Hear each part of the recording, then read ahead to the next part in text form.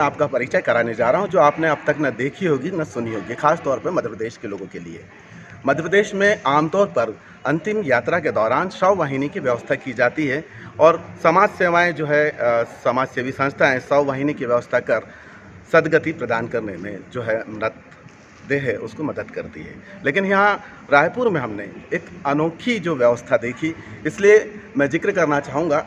हमने यहाँ देखा कि बढ़ते कदम के नाम से एक समाज सेवी संस्था यहाँ काम कर रही है और इस संस्था के जो पदाधिकारी है, कार्यकर्ता है, ये लगातार जो है यहाँ पगड़ी रस्म में भी जो है बाकायदा जो है पूरी व्यवस्था जमा रहे हैं और जो क्रियाक्रम के बाद की अंतिम संस्कार के बाद की एक व्यवस्था है, ये सुचारू रूप से कर रहे हैं। तो बिल्कुल अनोखी है। ये किस तरह से जो है आप लोगों के मन में आया, कैसे इसकी शुरुआत हुई? कहते हैं दुआ करने से बेहतर है किसी की मदद करना। इसका पाठ पढ़ाया हमको स्वर्गीय अनिल गुरबख्शाणी जी ने। पेशे से वो टीचर थे। सन 2005 में उन्होंने बढ़ते कदम संस्था का सर्वप्रथम हमने लोगों को समझाया कि पगड़ी सभा जब शोक सभा होती है तो सिस्टम चाहिए, सिस्टम से जाइए। जो पहले आएगा वो पहले जाएगा, जो आखिरी में आएगा वो आखिरी में जाएगा, ताकि परिवार को ये पता चले कि मेरा कौन आया था और कौन नहीं आया था। इसी तरीके से जैसा अभी आपने देखा कि पगड़ी में लोगों ने सिस्टम से उठा, उनकी पार्किंग में गाड़ियाँ सिस्टम से लगी हुई हैं, उनके जूता चप्पल सिस्टम से लगे हुए हैं। तो ऐसी भावना स्वर्गीय अनिल गुरबख्शाणी जी के बिछात व्यवस्था भी आप लोगों ने की थी? जी सर, पूरा बिछाने की व्यवस्था। और उसके बाद जब बैठने के लिए लोग वहाँ पे पहुँच रहे थे तो आपके जो वॉलेंटियर है वो बाकायदा लोगों को व्यवस्थित तरीके से बैठा रहे थे? जी सर, वही हमारा मेन उद्देश्य है कि परिवार ये देखे कि कौन आया था और कौन नहीं आया था और एक सिस्टम से लोग चलें, सिस्टम से श्रद्धांजलि देते हुए आगे की ओर प्रस्थान करें। और उसके बाद हमने नेत्रदान के क्षेत्र में आगे कदम बढ़ाए। मैं वही जानना चाह रहा था कि इसके अलावा कौन कौन से ऐसी समाज सेवा के कार्य हैं जो आपकी संस्था कर रही है और कल कितने वर्षों से कर रही है? सन 2005 में इस संस्था का गठन हुआ। उसके बाद में हमने लोगों को समझाया कि आप नेत्रदान कीजिए। ऐसे 737 नेत्रदान अभी तक हम लोग करवा चुके हैं विगत इन 19 वर्षों के अंतराल के अंदर में। उसके बाद में हमने लोगों को समझाया कि नेत्रदान नहीं, अब आप देहदान भी कीजिए, क्योंकि एक देहदान का चिकित्सा के क्षेत्र में बहुत बड़ा महत्व है।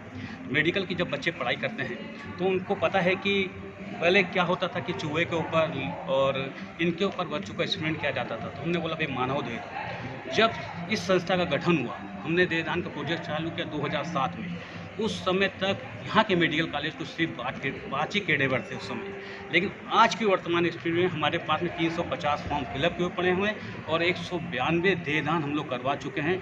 छत्तीसगढ़ के अलावा उड़ीसा, मध्य प्रदेश, राजस्थान, अभी भी हमारे पास में यूपी एक बॉडी भेजी है लखनऊ में। तो बहुत जगह से हमारे पास में रिक्वायरमेंट है कि सर हमको कैडेवर दीजिए ताकि चिकित्सा के क्षेत्र में बच्चे इससे ज़्यादा से ज़्यादा लाभ उठा सकें। ये हमने आपका फोल्डर देखा, फोल्डर में कई बहुत सारी चीज़ें हैं, जैसे फिजियोथेरेपी भी आप लोग करवाते हैं, सकोरे की व्यवस्था करते हैं ग्रीष्मकाल में पशु पक्षियों के लिए।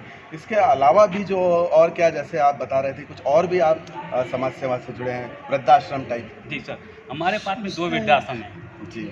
2 आश्रम है हमारे पास में। ओल्ड एज होम है, एक हमारा गुड़ियारी में चलता है, वो किराए के भवन का है जी। उसमें 37 बुजुर्ग रहते हैं। और एक हमारा आनंद आश्रम के नाम से अवंती नगर में चलता है, उसमें 60 बुजुर्ग हैं। लेकिन बुजुर्गों को बढ़ाना हमारा ध्येय नहीं है, हमारा मेन उद्देश्य है घर वापसी कराने का।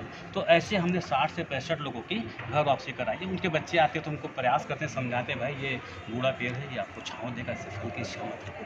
तो ऐसे हमने कई लोगों को कन्विंस करके उनकी घर वापसी करवाई है। हमारा ध्येय भी और उद्देश्य भी है घर वापसी कराने का। नहीं, आप लोग कितने लोग हैं और जो आपका एक संगठन है, मैंने देखा सभी महिलाएं भी हैं, निस्वार्थ भाव से सेवाएं दे रहे हैं, तो किस तरह से आपका सिस्टम चलता है?